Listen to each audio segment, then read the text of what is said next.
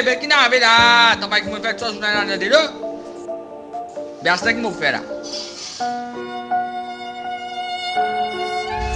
Getcha, photo gâté, pas fait non rien.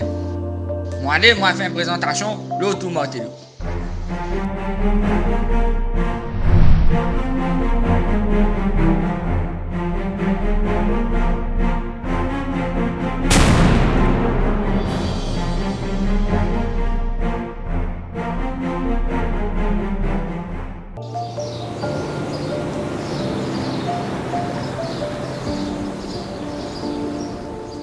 Avec sa plage de sable fin et blanc et la vue imprégnable qu'elle offre sur le lagon de Rivière-Noire, la Preneuse est dotée d'un cachet indéniable. Mais encore, son histoire est étroitement liée à celle de l'île.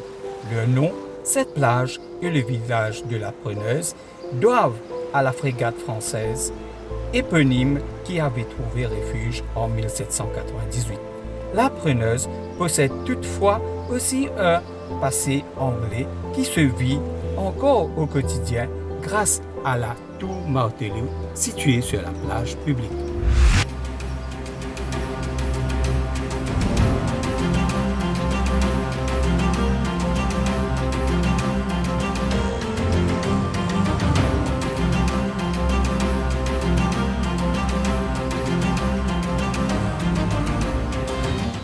Monsieur Hans, je me présente, je m'appelle Michel Anne, je vous fais découvrir l'historique de cette tour. Donc, la tour Martello, construite dans la première moitié du XIXe siècle par l'armée anglaise. À travers le monde, vise à protéger les terres de la couronne britannique contre la menace des forces de l'armée française sous la règne de Napoléon. Elle date de l'occupation anglaise et plus précisément de la période de l'abolition de l'esclavage. Craignait une révolte des planteurs qui voyaient une menace directe sur l'activité agricole et qui était soutenue par l'île de la Réunion. Les Britanniques bâtirent 5 tours à des points stratégiques de la côte ouest pour la défendre de toute invasion menant de la mer. Cette architecture avait été copiée de celle d'une tour à Cap Mortella, en Corse, d'où les Anglais avaient été repoussés, mais dont ils furent séduits par l'efficacité de ce système de défense. 210 tours Martello furent construites à travers le monde par les Anglais, dont 5 à Maurice. Il y avait 5 tours à travers l'île, 2 ont été détruites à Port-Louis, dû au développement de la rade, 2 dans la région de Rivière-Noire et 1 à Pointe-de-Sable. Mis sur pied par les commandants britanniques Brooke et Buchanan, le plan fut par la suite approuvé par le colonel Cunningham, qui constitua une analyse complète de ces plans de défense. Estimation des travaux pour les 5 tours Martello, 15 000 livres sterling. La tour Martello fait 10 mètres d'auteur, 32 mètres à la base et 28 mètres au sommet. Donc, elle a une forme troquée. Elle est divisée en 4 niveaux. On a le soubassement, le rez-de-chaussée où on est, le premier étage et le toit. Et le soubassement est divisé en 2 moitiés. La première moitié faisant face à la terre, on a la réserve d'eau. Et l'eau, c'est l'eau de la pluie qui est récupérée sur le toit. Et elle a une capacité de 22 500 litres d'eau. L'autre moitié qui reste, elle est divisée en 3 parties. De chaque côté, les soldats stockaient leur nourriture et on avait la petite chambre qui est la poudrière. Au premier étage, on avait le bureau et la chambre du chef et la cuisine pour les 20 soldats qui abritaient. Complètement sur le toit, vous avez le canon d'origine, les boulets et le système pour récupérer l'eau de pluie. Donc, Monsieur Hans, ici vous avez une idée de l'épaisseur du mur. Donc le mur qui fait face à la terre, ça fait 6 pieds, 1,80 m et le double de l'autre côté. Pourquoi? Pour résister au tir des boulets. Cependant, aucune tour Martello n'a jamais connu de situation de combat, hormis lors de la Seconde Guerre mondiale, durant laquelle quelques-unes d'entre elles furent utilisées pour la défense anti-aérienne pendant la bataille d'Angleterre. Un grand merci à Friends of the Environment, l'association qui a restauré cette tour, qui a pris plus de 10 ans. La tour était complètement en délabrement. Bon, Monsieur Hans, maintenant je vous fais découvrir tout ce qu'il y a derrière les murs de cette forteresse. Suivez-moi. Oui, bien sûr. Donc actuellement on est au rez-de-chaussée et environ la moitié du sous-bassement, on a la réserve d'eau. Et l'eau qui est au bas, c'est l'eau de la pluie, comme je vous ai expliqué, qui est récupérée sur le toit, qui déverse dans un tuyau qui se trouve derrière le métal, qui alimente la réserve. Et les soldats qui vivaient là prenaient l'eau pour leurs besoins domestiques. Et la réserve a une capacité de 22 500 litres d'eau, donc 4 500 gallons. Ils étaient autonomes en cas de guerre. Donc, Monsieur Hans, maintenant vous pouvez jeter un petit coup d'œil dans la réserve. Donc vous voyez, c'est rempli. Là, c'est au niveau maximum, 4 500 gallons.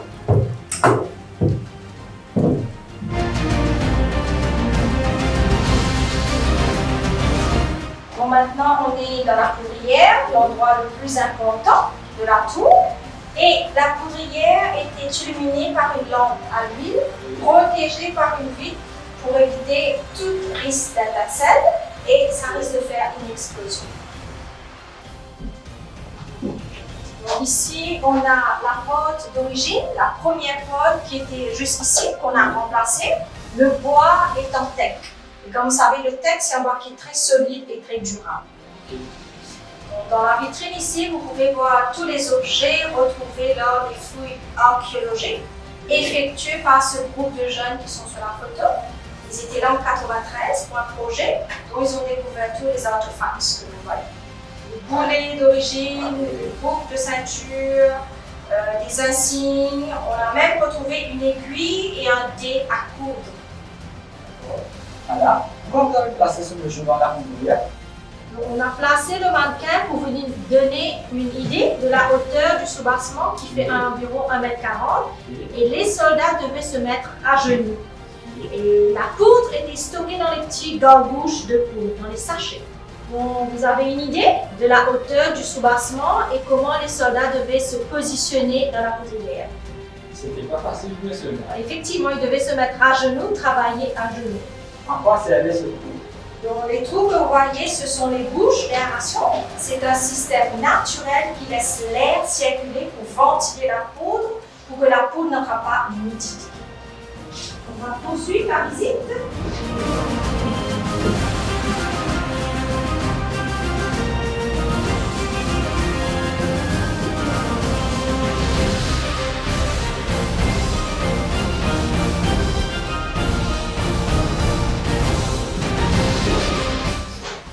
Je vous présente M. Thibault, qui est un ancien reconstitutionnaire, qui va nous donner plus de détails comment faire fonctionner un musée. Bonjour, monsieur Thibault. Enchanté de faire votre connaissance. Et voilà, je vais vous montrer comment on chargeait un fusil à cette époque-là. Alors, ce fusil est un fusil anglais qui s'appelle le Brown Bess. Pourquoi Brown Bess? Parce qu'il est brun. Et Bess était le diminutif de la reine Elisabeth en 1460. Donc, c'est un fusil à poudre noire, canon lisse. Okay? Le poids de ce fusil fait 4,950 kg. C'était lourd, oui. Alors, ici, vous avez ce qu'on appelle la platine. Et la platine se compose de la batterie, le bassinet et le chien. Sur le chien, il y avait un silex. Alors, ce qui permettait, lorsque l'on tirait, ça frappait la batterie, faisait des étincelles et enflammait le bassinet et le coup partait. Okay? 2 coups à la minute. Alors, je vais vous montrer maintenant comment on chargeait ce fusil à cette époque-là. Alors, le soldat est comme ça. Au commandement, chargez vos armes. Ouvrez le bassinet. Prendre la cartouche. Déchirez la cartouche. Amorcez. Fermez le bassinet. L'arme à gauche. Cartouche dans le canon. Tirez la baguette. Bourrez 2 fois. Puis, remettez la baguette et on remet la baguette avec son petit doigt. Pourquoi? Parce que si ça part avec votre main, vous n'avez plus de main. Et portez vos armes. Voilà, c'est comme ça qu'on faisait à cette époque-là pour charger un fusil. Mais certainement. Ah, mais c'est lourd. Mais bien sûr, c'est lourd. 4 kg de changement, il faut le porter, il faut le porter. Et merci pour votre explication. Et je vous en prie, vous êtes bienvenue à la tour Martello. On a bien compris l'explication de ce Thibaut. On poursuit la visite, on est au premier étage. À l'époque, il n'y avait pas d'entrée au bas. L'entrée d'origine se trouvait ici, au premier étage. Ils accédaient avec l'aide d'une échelle. Et par l'escalier, on a fait pour le besoin du musée. Les soldats, ils accédaient par une petite trappe. Donc, ils enlevaient la trappe, ils descendaient avec l'aide d'une échelle. Et s'il fallait emmener de l'eau, la nourriture ou la poudre, ils mettaient dans un seau, ils montaient par la poulie. Donc, le premier étage est utilisé comme cuisine, salle à manger et dortoir pour les 20 soldats. Et voilà l'espace où les soldats faisaient à manger. Et ça, c'était en roche. Alors pourquoi? Donc, bonne question. Juste cette partie-là est en pierre parce qu'en dessous, on a la poudrière pour éviter une explosion. Donc ici, on a le chef, l'officier qui était en charge des 20 soldats. Il avait sa petite chambre, son lit personnel. Et les autres soldats n'avaient pas. Donc eux, ils avaient leur dortoir de l'autre côté. Donc maintenant, on est sur le toit, l'endroit le plus important de la tour. Et derrière vous, on a le canon d'origine, mais on n'a pas pour le protéger. Le chariot, on a refait, c'était en bois, on a refait. Et ici, on a un boulet d'origine. Le boulet pèse 12 kg, 24 livres. Et avec ce boulet-là, le canon avait une portée de tir de 2 km et une rotation de 360 degrés. Voilà qui explique la présence de ce morceau de fer. Avec les rails que vous voyez, il mettait pour pouvoir faire pivoter le canon. Et il y en avait 2 canons sur le toit, le gros pour l'attaque maritime et une deuxième plateforme pour l'attaque terrestre. Il fallait 6 à 10 soldats pour faire fonctionner ces canons. Ici, on a le système pour récupérer l'eau de pluie. Donc, comme vous voyez, c'est en pente. Quand il pleut, l'eau tourne dans les petits rigoles qui déversent dans le drain, qui ramène l'eau dans la réserve. Donc, les soldats qui vivaient là utilisaient cette eau pour leurs besoins domestiques et ils étaient autonomes en cas de guerre. Donc, en cas de sécheresse ou de guerre, ils avaient le stock pour 3 mois. Et là, je vous donne l'occasion d'aller supposer un boulet d'origine. Allez-y, pour avoir une idée du poids. Oui, madame, c'est très lourd. Merci, madame, pour cette idée. J'espère que cela va m'enrichir pour mon projet. Et merci. Donc, plaisir de vous guider et bel héritage laissé par les Anglais.